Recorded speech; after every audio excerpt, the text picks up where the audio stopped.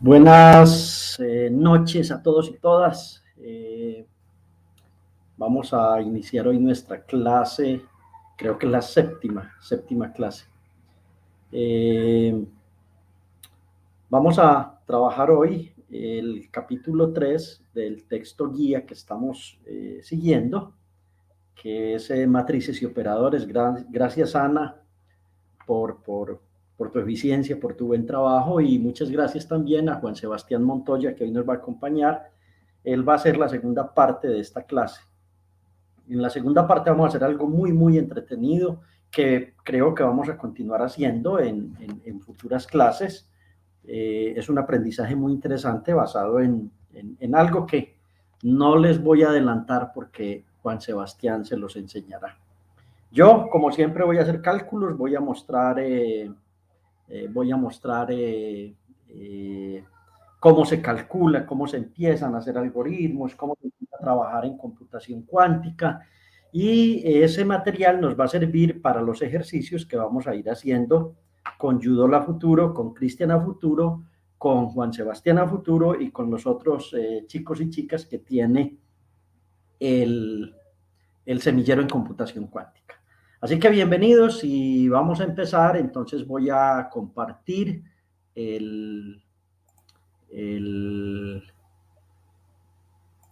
voy a compartir mi ambiente de trabajo.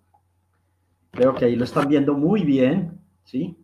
Entonces empecemos con esto y empecemos de la siguiente manera. Voy a hacer unos cálculos muy interesantes. Partamos de un estado que vamos a llamar un estado base. Ese estado base va a ser o va a estar dado por el ket 0, y ese ket 0 en algunas clases y en lo que hemos hecho con Yudol sabemos que podemos escribirlo como un vector columna 1, 0. Y vamos a tener el ket 1 o el estado base 1, y ese estado base 1 lo vamos a escribir como en notación matricial un vector columna 0, 1. Para efectos de esta clase también vamos a utilizar una matriz que se denomina la compuerta o matriz de Hadamard, que está dada como 1 sobre raíz de 2 por un arreglo de 2 por 2, que me dice que aquí tengo un 1, un 1, un 1 y un menos 1 a este lado. Esa matriz es muy especial en computación cuántica, se llama la matriz de Hadamard y está hecha en honor, o la hizo un científico francés que tiene una fundación en París, que se llama la Fundación Hadamard. Para efectos de la clase también vamos a usar algo que vamos a denominar la compuerta X. Entonces voy a escribirla como la compuerta X. Acuérdense que esto, si ustedes me siguen en la notación, fue parte del trabajo de Pauli. Es lo mismo que sigma X y es un arreglo matricial que tiene ceros en sus diagonales y tiene 1 en sus elementos o en su elemento no diagonal. Hasta aquí vamos bien. Entonces vamos a escribir un estado. Digamos que ese estado va a ser el estado psi, y ese estado lo vamos a llamar A veces el 0 más B veces el ket 1, ¿cierto? Y entonces, en los calculitos que voy a hacer, vamos a ver de entrada qué será el BRA 0, por el ket psi. Entonces, hagamos este calculito. Ese cálculo para muchos es muy sencillo, para otros pues que apenas están empezando no es tan sencillo, pero esto me va a dar que en notación de Dirac esto es el bra 0, la constante o la amplitud de probabilidad A por el ket 0 más el bra 0 por la amplitud de probabilidad B por el ket 1. Y aquí tenemos que usar una propiedad que es la linealidad, es decir, este sistema es lineal. Para mí este concepto de linealidad en física es un concepto muy importante. Afortunadamente en física creo que el 97-98% de las ecuaciones que tenemos son lineales y por eso podemos hacer ciertas tareas que son maravillosas debido a esa linealidad. Entonces, ¿esto qué va a hacer? La linealidad me dice que este A puede salir del bracket y este B puede salir del bracket y entonces lo que voy a tener es A veces el bra 0 por el ket 0 más B veces el bra 0 por el ket 1. Listo. Y entonces, este estado que lo vamos a denominar el estado bra 0, ket sí, me va a dar un resultado que es un resultado muy bonito. Y es que por ortogonalidad y esto y ortonormalidad, este producto vale 1 y este otro producto vale 0.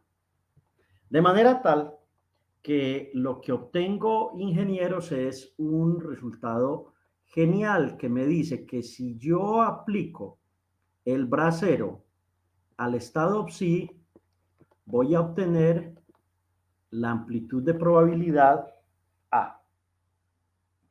Y ustedes pueden probar lo mismo, haciendo lo siguiente, tomando el bra 1 con el ket sí o con el estado sí, y entonces esto les va a dar la constante B. Listo. Hasta ahí no tenemos nada nuevo bajo el sol, pero sí tenemos que decir algo que es muy, muy importante y que va a ser fundamental. Esto va a ser la probabilidad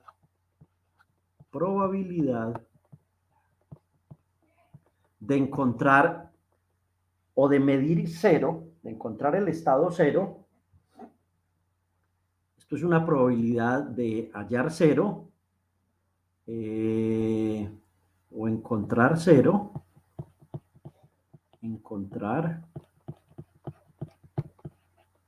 el estado en cero.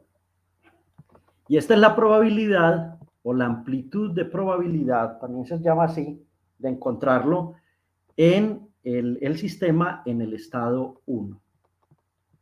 Pero aquí es donde viene la magia interesante y es en computación cuántica, nosotros trabajamos en mecánica cuántica con probabilidades y lo que Max Born, yo les enseñé en una de las clases anteriores es que se da una relación muy, muy importante. Voy a borrar esto, lo voy a escribir de mejor manera y esa relación dice lo siguiente. El valor absoluto de la amplitud de probabilidad al cuadrado más esto b al cuadrado siempre es igual a 1. Y esto va a tener unas consecuencias muy, pero muy importantes, que son las consecuencias que quiero discutir con ustedes en la primera parte de esta clase. Esto se suele llamar la conservación de amplitud de probabilidad o la conservación de la probabilidad, y es que eso siempre me va a dar 1. Entonces esto tiene unas implicaciones que son las implicaciones que quiero discutir con ustedes en esta clase. Digamos, implicación número 1. Esa implicación número 1 es las operaciones en computación cuántica. Entonces, digamos, operaciones en computación cuántica, operaciones en computación cuántica, siempre esas operaciones en computación cuántica tienen que presentar la norma A1, ¿cierto? O sea, tienen que cumplir, todas las operaciones en computación cuántica tienen que cumplir esto, ¿sí? Es decir, que la norma sea igual a 1. Todo lo que uno haga en un computador cuántico tiene que cumplir eso. Si no cumple eso, entonces estamos violando uno de los postulados de la mecánica cuántica, que es un postulado muy importante. Entonces, la pregunta que uno se hace es, ¿qué es lo que yo necesito en computación cuántica para que las operaciones que haga sobre qubits conserven la norma? Y entonces, aquí tengo que decir que el problema se va a resolver de forma matemática diciendo que en computación cuántica las matrices que nosotros utilicemos tienen que ser unitarias. Es decir, no cualquier tipo de matrices me va a servir para hacer computación cuántica. Tienen que ser matrices unitarias y esas matrices unitarias vienen como consecuencia de este principio, que es un principio muy, muy importante. Entonces, ¿qué significa eso? ¿Qué es una matriz unitaria? Yo no voy a hacer un repaso de álgebra lineal, pero sí les voy a decir que eso significa que una matriz U adjunta, también la suelen llamar autoadjunta o U-Dagger, debe ser igual a U a la menos 1. Esa es la definición de una matriz unitaria. Y aquí voy a escribir un principio muy importante, y es que una matriz U-Dagger por una matriz U siempre será igual a U por U-Dagger, y esto siempre será igual a la matriz identidad. Entonces aquí tenemos otro resultado que es un resultado que se debe a ese postulado. Se debe al postulado de que la amplitud de probabilidad elevada al cuadrado en ambos casos es igual a 1. Y esto ya nos va a decir, hombre, este cuento tiene su asunto importante. Hay otra propiedad aquí interesante para los que les gusta mucho el álgebra lineal, y es la siguiente: el determinante de una matriz unitaria siempre es igual a 1. Y esto se suele poner en un valor absoluto. Es otra propiedad importante que uno tiene y que es consecuencia de eso que les estaba enseñando por la preservación de la norma. Listo. La implicación número 2, Yudol ya nos la mostró la clase pasada, pero se las quiero mostrar yo en esta clase. Implicación número 2. Esa implicación es muy bonita y creo que ahora van a ver un poquito de esto, y es que las compuertas unitarias o las, ¿cómo lo escribo? Escribámoslo en inglés, unitary gates, o sea, las compuertas unitarias, ¿cierto? Son rotaciones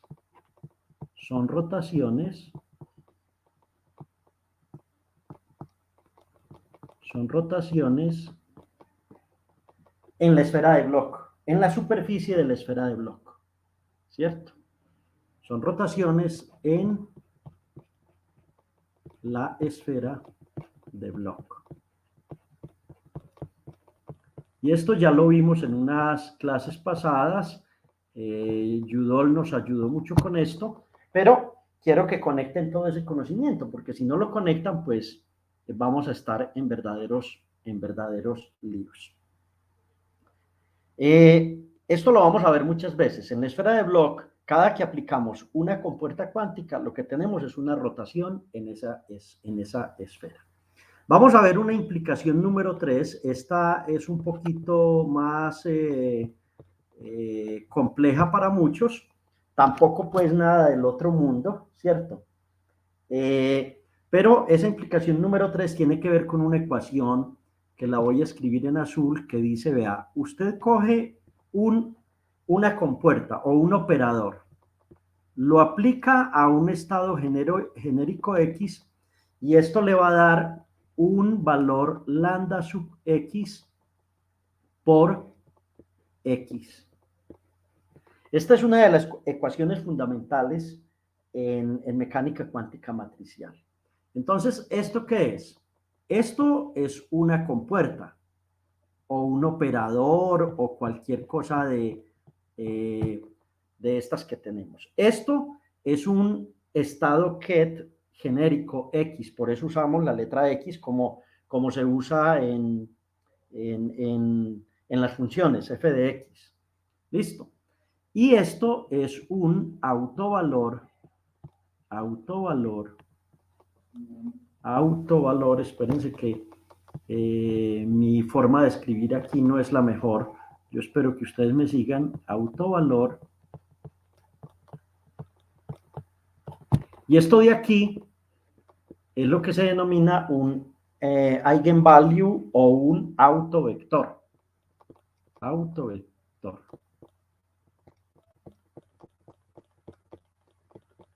Listo. Entonces, ¿qué pasa ahí? De acuerdo a lo que ocurre en esta primera parte, que es lo que yo vengo discutiendo, esta primera parte que les dije, que esto trae estas implicaciones, entonces va a ocurrir una cosa muy interesante. La voy a poner en verde y es esta. En general, este autovalor va a ser de la forma E a la I teta. ¿Cierto? Va a ser E a la I teta. E a la I por teta. Quienes no tengan claro qué es esto, repasen un poquito la notación de Euler, que es E a la I teta. Entonces esto lo que me dice es que estos son unos benditos cambios de fase. Estos son unos cambios de fase que voy a obtener en esos valores lambda X. Y viene la implicación número 4. Observen todo lo que he logrado simplemente con escribir la implicación número 4. ¿Cierto? Y la implicación número 4 es, si uno tiene dos autovalores, lambda X, y ese lambda X es distinto de lambda Y, ¿cierto? Son dos autovalores diferentes, lambda X distinto de lambda Y. Entonces, los dos autovectores correspondientes, X y Y, ket X y ket Y, estos dos señores son ortogonales. Ortogonales.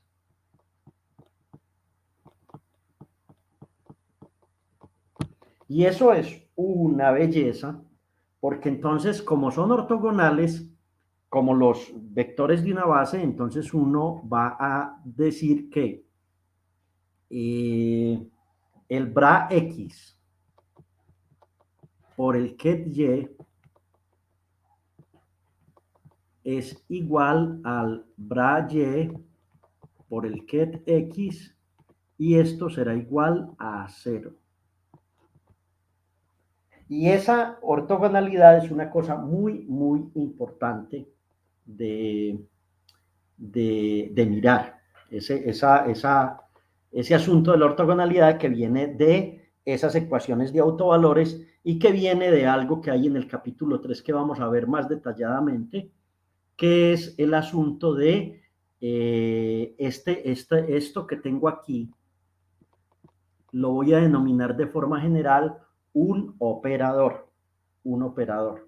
Entonces vamos a hacer un poco de álgebra de operadores y vamos a ver qué son los operadores en computación cuántica.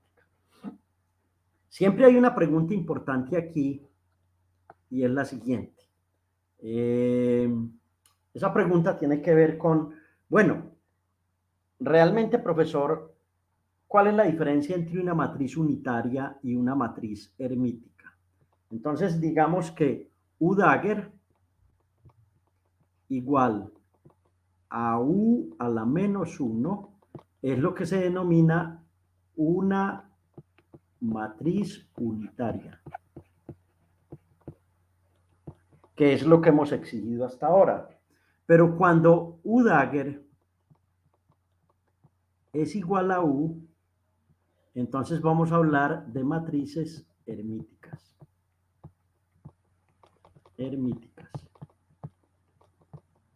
Y estas dos cosas son diferentes, estos dos asuntos son distintos y vamos a ir viendo poco a poco en los ejercicios que esto va a ser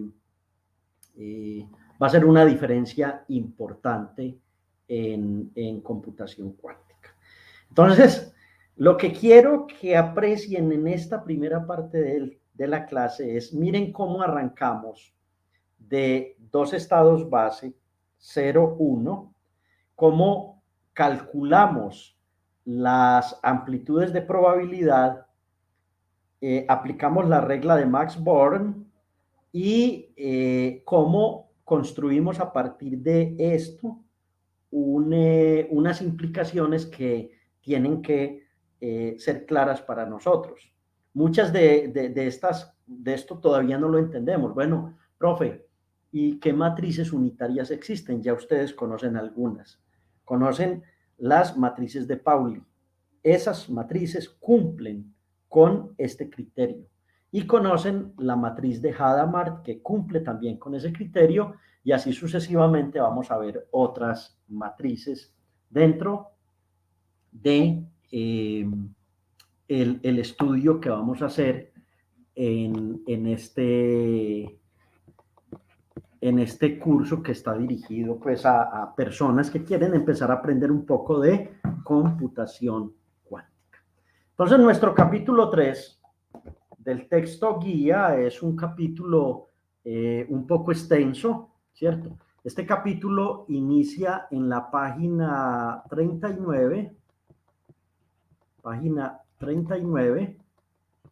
del texto guía, y en ese capítulo, como ya hemos visto vimos esa primera parte, pues yo tengo 6 minutos, 7 minutos para hablar un poquito de esto. Entonces, de lo primero que voy a hablar es de un asunto que se llaman los operadores. Entonces pongamos una notación que la voy a llamar la notación A. Se suele usar con un gorro. Y digamos que si yo aplico un operador a un estado psi, voy a obtener un nuevo estado que lo denominamos el estado phi. Esto en términos de Ketz, pero en términos de Bratz también se puede, es decir, uno podría tener el Bra V y esto sería igual a tener el operador A de forma genérica y el Bra, digamos un Bra que sea mu. Listo. Entonces, estas dos ecuaciones son equivalentes en notación de Dirac. La una está escrita en términos de Ketz y la otra está escrita en términos de Bra. Acuérdense de lo que mostré en la clase, en la partecita anterior, que puse aquí una matriz unitaria, puse un estado, creo que lo llamé un estado X, y dije, usted va a encontrar unos valores lambda X que me van a dar esto. Estas dos ecuaciones son en cierto sentido equivalentes. Lo que pasa es que ya sabemos que aquí lo que va a ocurrir es que esto va a ser igual a algo como e a la i por teta. Y que eso va a equivaler en cierto sentido a unos cambios de fase, etcétera, etcétera, pero luego vamos a entrar un poquito más en ese asunto. Bien, sigamos con una ecuación importante y es una ecuación que me va a decir, vean, si usted tiene un operador A y ese operador lo aplica a alfa veces el estado si sub 1 más beta veces el estado si sub 2, entonces esto va a ser completamente lineal. Esto me va a devolver alfa, ¿sí?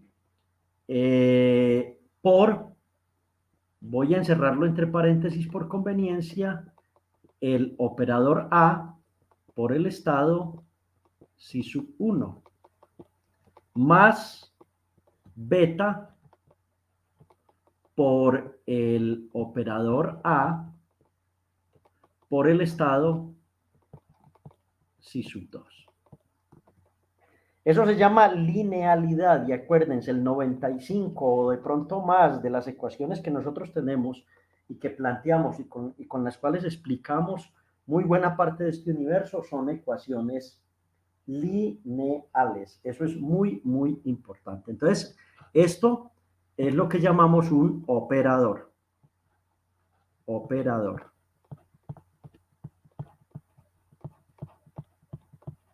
¿Qué operadores conocen ustedes? Por ejemplo, la derivada es un operador. Pero aquí vamos a trabajar con otros tipos de operadores como tal. Vamos a ver dos ejemplos de operadores sencillitos. El primer operador más simple es el operador que llamamos el operador identidad. El identidad es un operador muy simple y ese operador me va a dar justo el mismo estado. ¿Cierto? Ustedes me dirán, uy, profe, pero ¿por qué nos está enseñando eso? Si nosotros somos universitarios, si nosotros somos ya unas personas que vamos muy adelante, etcétera, etcétera. No, acuérdense cuando estábamos en la escuela primaria que nosotros decíamos que había un señor que siempre multiplicado por 1 nos daba lo mismo, es decir, 1 multiplicado por una cantidad A siempre nos daba la cantidad A. Esto en un álgebra es una relación muy importante. En las álgebras que se utilizan para trabajar con computación cuántica es una operación interesantísima. El otro operador sencillito que uno tiene en la vida es el operador nulo, cero. Este operador cero es muy importante en estas álgebras y ustedes ya saben que este señor devuelve cero. Este señor destruye todo. Y es lo mismo que habíamos aprendido en el colegio. Si uno coge cero y multiplica por un número A, esto me va a dar cero. Listo.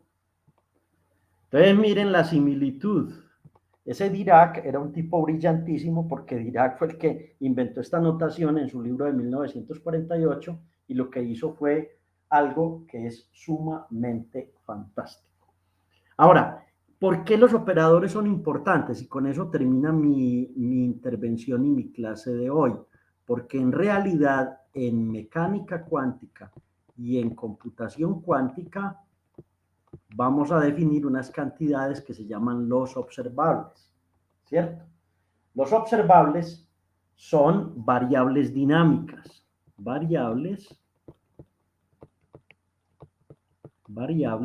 dinámicas.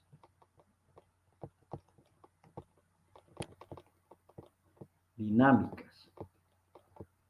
¿Y qué son esas variables dinámicas en computación cuántica o en mecánica cuántica? Para que conectemos, van a ser la posición,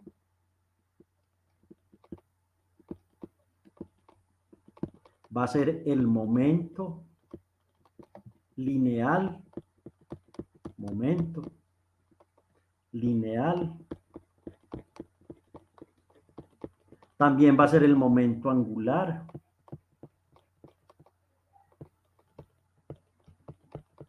¿cierto? También tenemos la energía en todas sus facetas, es decir, la energía cinética, la energía potencial, el hamiltoniano, todas esas son cantidades que son observables. Y estas son las que realmente podemos medir. Es decir, nosotros podemos hacer todos los cálculos que queramos matemáticamente, pero las cantidades que medimos en el laboratorio son esas. Posición, momento lineal, momento angular, energía. A esas cantidades se les suelen llamar observables y esos observables van casados con la palabra que denominamos operadores. Operadores. Listo. Bien. Hasta aquí dura mi clase. En esta parte ya creo que fue suficiente. Fue media horita muy entretenida, creo que de enseñar unas cositas interesantes. Me disculpan, no soy una persona muy ducha escribiendo aquí. No tengo en estos momentos la tablet, sino que lo hago en mi computadora que tiene pues la pantalla me permite escribir, entonces queda uno un poco incómodo. Cuando es en la tablet es mucho más sencillito. Entonces le voy a dar paso a Juan Sebastián Montoya, que es un estudiante nuestro de Ingeniería de Sistemas de la sede de Bogotá, que junto con Ana María han sido los creadores de esta clase y a quienes agradezco mucho. Juan Sebastián, adelante y es todo tuyo este curso para que trabajemos la segunda parte.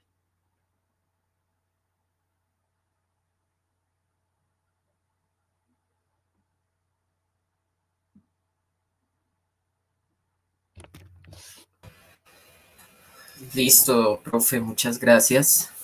Entonces, bueno, pues ya mencionó el profe, yo soy Juan Sebastián Montoya, estudiante de la sede Bogotá de Ingeniería de Sistemas desde sus inicios.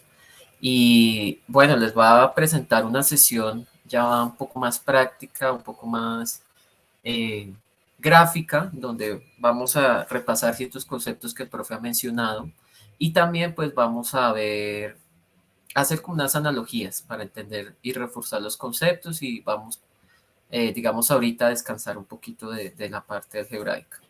Entonces, pues primero quiero pues presentarles este laboratorio que se llama por parte de Quantum Flight Lab, que básicamente es una startup que se fundó en el 2020 con su propósito es desarrollar entornos de desarrollo visuales, o sea, no está enfocado como tal a programar, como conocemos formalmente, y pues tiene algo muy interesante que son un Quantum Game. Entonces, pues en esta sesión vamos a abordar parte de estos juegos que tenemos que van a ser pues muy divertidos. Entonces, pues una vez ingresan al link, hacen un breve login, se registran y pues vamos a entrar a esta interfaz. Por el momento vamos a ignorar esta parte de Virtual Lab. Esto es para un entorno de pruebas que lo podemos usar más adelante cuando ya nosotros querramos diseñar nuestros propios, por decirlo así, circuitos. Entonces, bueno, arrancamos con primeros pasos y vamos a abordar también dos principios clave que hemos visto en mecánica, que es la superposición y el entrelazamiento. Entonces, este es el inicio. Como vemos, es una especie de un juego más didáctico Y acá pues vamos a tener tres elementos iniciales. Vamos a tener lo que va a ser un generador de un solo fotón. Mm, Este, como si damos clic derecho, vamos a ver las características que tiene. Podemos, si somos más curiosos, nos dan unas fuentes en el cual podemos averiguar más acerca de este elemento. Y pues básicamente en este primer ejercicio queremos simplemente enviar este fotón a esta especie de circulito verde que se representa como simplemente es un detector de fotones, que simplemente convierte la detección de ese fotón en una señal eléctrica, que sería como nuestro resultado final. Mm, y bueno, acá tenemos un elemento que es una roca, que aterrizándolo en un concepto físico muy bonito es el tema de cuerpo negro, para aquellos que quieran averiguar más. Eh, es algo muy interesante, lo voy a abordar muy superficial, pero pues más o menos tenemos que este va a absorber cualquier tipo de radiación que vaya hacia él. No obstante, por el hecho de absorber esta radiación va a generar radiación térmica. Entonces, ¿qué pasamos si lo ejecutamos de esta manera? Pues lo que vamos a ver es que pues todos los fotones que he mandado se van a quedar en la roca. Como vemos acá abajo, hace un conteo, hace varias muestras y al final pues nos va a decir que fracasamos. Mm, ¿Cuál es nuestro objetivo? Obviamente es que mover la roca y vamos a enviar nuestro fotón al medidor. Estamos en un escenario ideal, eh, haciendo la analogía con cuántica, pues si yo creo un qubit en un estado y lo mido, pues voy a obtener un resultado. En este caso, como no hay ninguna interferencia, la hemos eliminado, entonces no vamos a tener problemas. Si, bueno, para evitar las 20 sucesiones que salgan más rápido, le podemos dar a acelerar. Tenemos, exitosamente hemos completado este nivel. Mm, Vamos a pasar al siguiente. Entonces, como todo en sus inicios, un pequeño paso para el mundo clásico, pero uno grande para el mundo cuántico. Este siguiente nivel vamos a abordar algo interesante. Acá vamos a tener un elemento que dice que es una superficie que refleja la luz. Es un reflector. Entonces, ¿qué pasa? Pues nosotros podemos cambiar la dirección de ese fotón. Podemos hacer esta analogía como si ese fotón fuese un qubit. Podemos cambiar la dirección sin romper la superposición. Entonces, acá nuestro objetivo es jugar con esto. Entonces, a las personas que están conectadas, pues les propongo que si lo están haciendo también, pues que jueguen con la posible solución y nos comenten. Eh, Resulta pues que vamos a tener características especiales, podemos rotar 45 grados estos reflectores y cada vez que entra un fotón, esto lo va a rotar 90 grados a una dirección. Esto es importante porque en cuántica, en computación cuántica, nosotros, y como el profe lo mencionó, estamos haciendo ciertas rotaciones. Y esas rotaciones pues se van a dar en determinadas direcciones. Y si nosotros nos ponemos a detallar, vamos a ver algo interesante por aquí que nos sale la amplitud y la fase. Y vemos que en cada circulito verde nos indica la dirección a los cuales cambia la dirección y eso nos va a implicar un valor de fase. Más adelante, pues, y también para poder representar un qubit en la esfera de Bloch, pues vamos a ver que es importante tener esta representación eh, en términos de amplitud y fase en Euler. Entonces, eh, pues arranquemos. Podríamos plantear, nuestro objetivo es que llegue a este medidor. Mm, Nos dicen que en este caso no se puede mover, entonces tenemos que ingeniarnos una manera. Yo propongo rotar de esta manera y vamos a ver el resultado. Lo vamos a poner.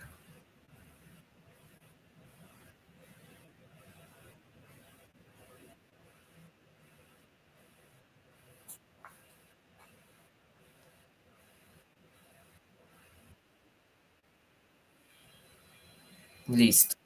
La primera fase es sencilla, digamos, es más un repaso de conceptos que hemos realizado y pues vamos a, esta plataforma nos lleva a seguir jugando con estos conceptos. Entonces acá vamos a seguir jugando con la reflexión fotón para poder llegar al medidor.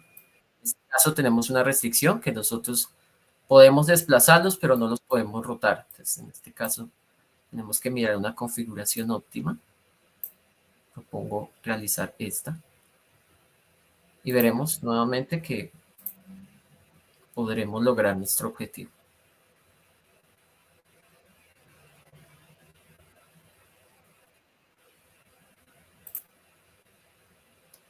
Listo, hemos pasado los conceptos básicos y vamos a entrar ya a cosas más interesantes.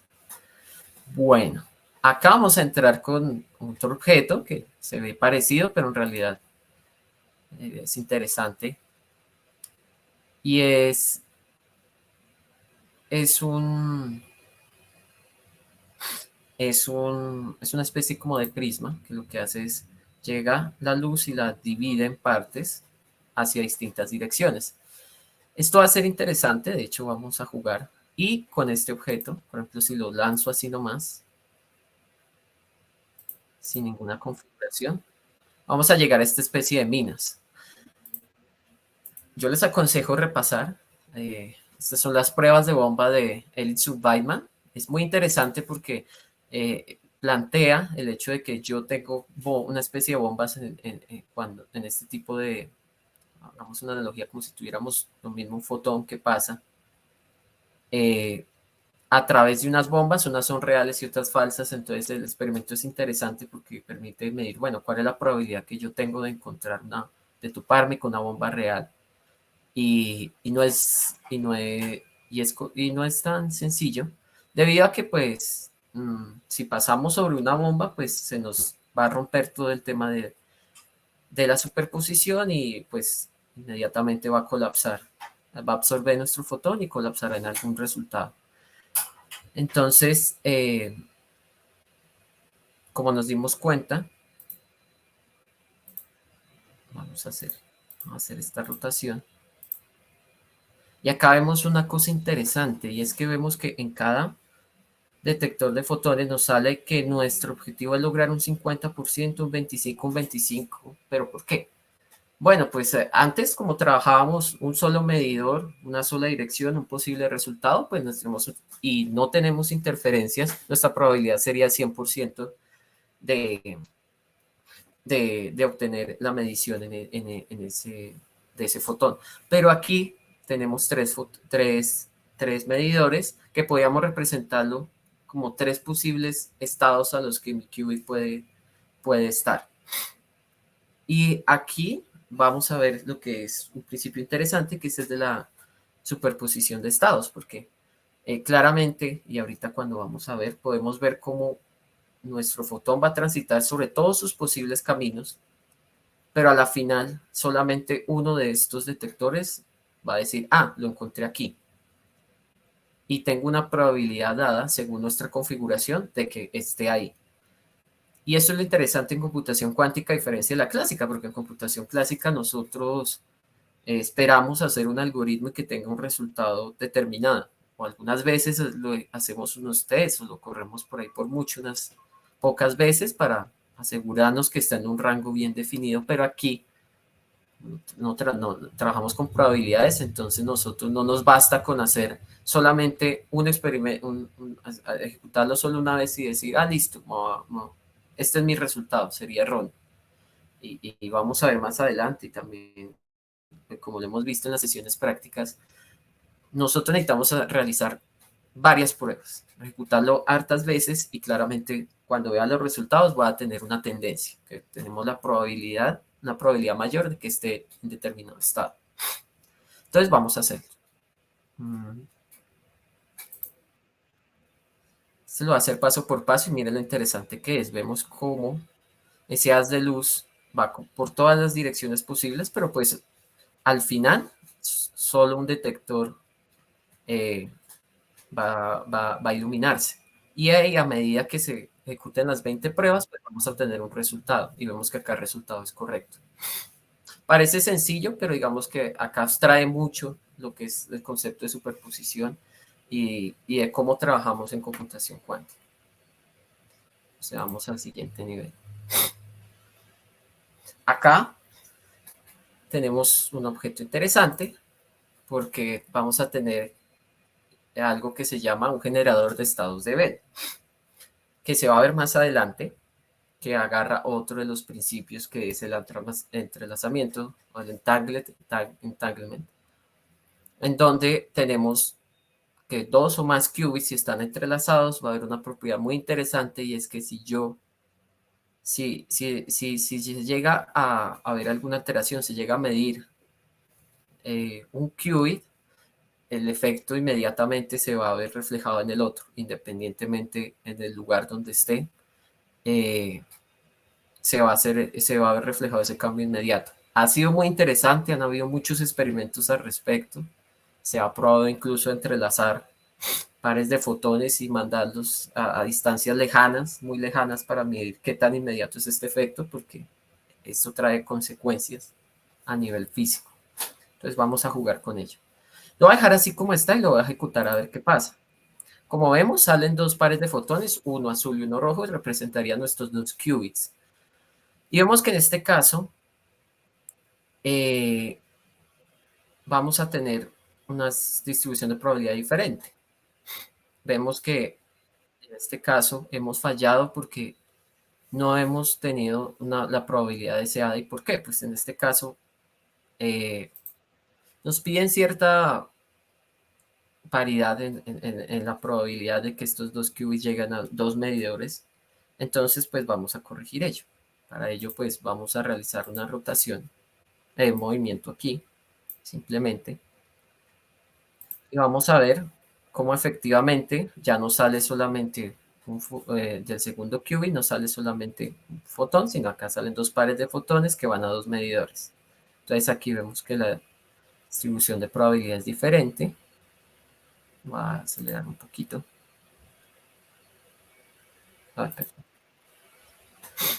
Y lo hemos logrado. Bien. Hemos abordado nuestros primeros pasos, ahora vamos a abordar un concepto importante que es la geometría. Y es que también resulta que es muy importante saber cómo realizamos esas rotaciones, cómo usamos las compuertas para realizar esas rotaciones, debido a que pues, si no sabemos hacerlas, si no lo comprendemos bien, pues podemos llegar a resultados erróneos, o incluso podemos llegar a tener resultados con probabilidades equivalentes, que en este caso pues sería catastrófico porque no nos determinaría nada. Acá tenemos esto, tenemos nuestras rejitas reflectoras, las podemos rotar y pues vamos a ver qué pasa. Tenemos muchas minas, nuestro objetivo es llegar al medidor. Entonces, si escogemos las rotaciones inadecuadas, claramente podemos llegar a resultados inesperados. En este caso, las minas representan cuando hemos hecho algo mal. Entonces, acá podemos jugar con estas rotaciones. Podemos ver cómo nuestra trayectoria inicialmente rotaría acá, bajaría acá. Rota 90 grados en dirección hacia abajo, hacia la derecha, hacia arriba. Volvería aquí. Tendríamos que rotar. Volvería aquí. Sí, llega acá, baja acá. Acá tendríamos que rotar este para aquí y este para acá. Y hagamos la prueba. Vemos que a pesar de que el camino es largo, lo hemos logrado. También algo muy importante y también complejo que se da en la computación cuántica es efectivamente elegir cómo puedo hacerlo de manera óptima. Muchas veces pues podemos realizar aplicar muchas puertas y saber si esa es la configuración óptima de nuestro circuito, si es otra, es complejo. Y de hecho acá vemos cómo se complica cada vez que acá tenemos tres qubits entrelazados y tenemos que mirar cómo llega a todos los medidores. Acá nuestra roca nos da una pista un poco intuitiva. Dice que nuestra roca celebra solsticio de invierno. Entonces vamos a ver, buscamos que llegue a todos los medidores. Recordemos que Gracias al entrelazamiento, en este prisma, pues no van a ser reflectores, no va a ser una barrera, sino que simplemente los fotones pueden seguir derecho, subir, y si nosotros combinamos varios prismas, pues vamos a obtener aún más configuraciones, más estados posibles a los cuales nuestro fotón, nuestro qubit pueda tener. Pues acá quiero completarlo para acá, aquí. Voy a tener que nuestro primer qubit saldrá aquí, el segundo por acá, y el tercero, que es el azul, en este caso lo va a absorber la roca. Siento que por eso veía la pequeña pista de invierno con el color azul.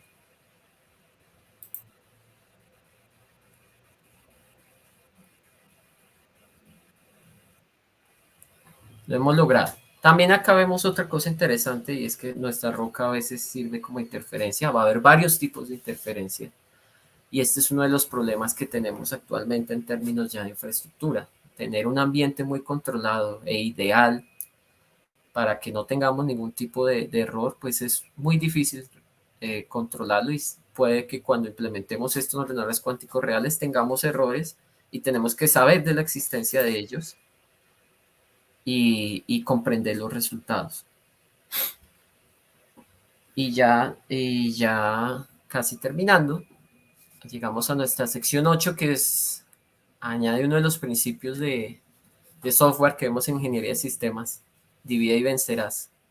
Muy importante, que también nos ayuda a resolver esto. Básicamente, nosotros, si tenemos un problema complejo, si esto lo podemos dividir en pequeños problemas, podemos llegar a una solución mucho más acertada. Entonces, acá pues se ve un poco complicado, no se ve fácil. De hecho, corrámoslo así como está. Vemos que pues no se logra una configuración óptima. Ok, perdón, creo que acá no lo reinicié. No tenemos una configuración óptima, entonces si aplicamos divide y vencerás, pues tenemos que empezar a abordar. Por ejemplo, abordemos esto. Entonces, en vez de mirar todo en un conjunto, podemos decir, ok, empecemos a abordar estos dos medidores. Entonces, ¿yo cómo hago para que el fotón llegue y pueda distribuirse entre estos dos? Pues podemos aplicar simplemente una compuerta aquí. Un reflector, un prisma aquí, perdón. Una compuerta. Listo. Ahora, ¿cómo abordo los de arriba? Pues tengo que hallar una manera en las cuales yo pueda rotar hacia arriba y acceder a estos medidores. Entonces, podemos decir, ok, llega el fotón, sube. Recordemos que como tenemos superposición, esto no es una barrera de reflectores. Esto puede subir acá, también puede seguir derecho. Podemos decir, ok, acá tenemos que podemos subir, abarcamos este medidor, podemos realizar otra rotación para que nuestro fotón llegue aquí y finalmente llegue aquí. Tenemos las pruebas.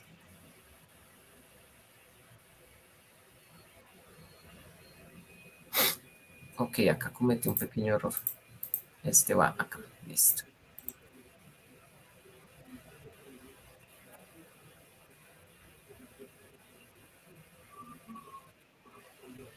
Y perfecto, hemos abarcado lo que son los dos primeros pasos, geometría. Vamos a abarcar más cosas a medida que también avance el curso, lo que va a ser conceptos de interferencia, ya entrelazamiento, y también acá esto nos permite implementar qubits, nos permite implementar algunos algoritmos que veremos más adelante, y podremos ya ver más aplicaciones interesantes, y podemos plantear nuestro laboratorio virtual.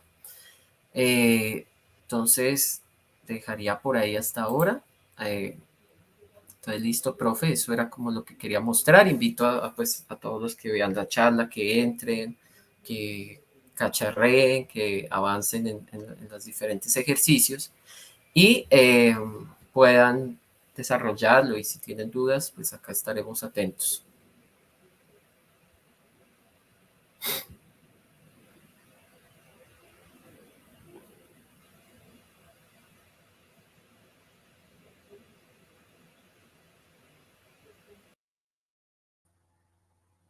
Muchas gracias, Juan Sebastián. Ana María, que es siempre una chica tan juiciosa, se buscó la imagen y esta imagen nos muestra la instrumentación que usa el juego en la vida real. Ese es un computador cuántico de Xanadu, una empresa que produce computadores cuánticos y realmente lo que nos está enseñando el juego es a manejar o aprender cómo se hace todo esto con fotones en este computador cuántico de Xanadu. En una sesión posterior, cuando veamos un poco de AWS Bracket, vamos a poder utilizar estos computadores de Xanadu que los tiene disponibles AWS. Yo creo que por hoy es suficiente. Ana María, te agradezco mucho, le agradezco mucho a Juan Sebastián y les agradezco mucho a ustedes como público. Creo que fue una sesión muy interesante. Seguiremos con el capítulo 3 la próxima semana y seguiremos también desarrollando ejercicios y aprendiendo a jugar y a hacer muchos conceptos interesantes de computación cuántica. Luego haremos algoritmos y así iremos aprendiendo entre todos. Muchas gracias, feliz noche y cuídense mucho. Que estén muy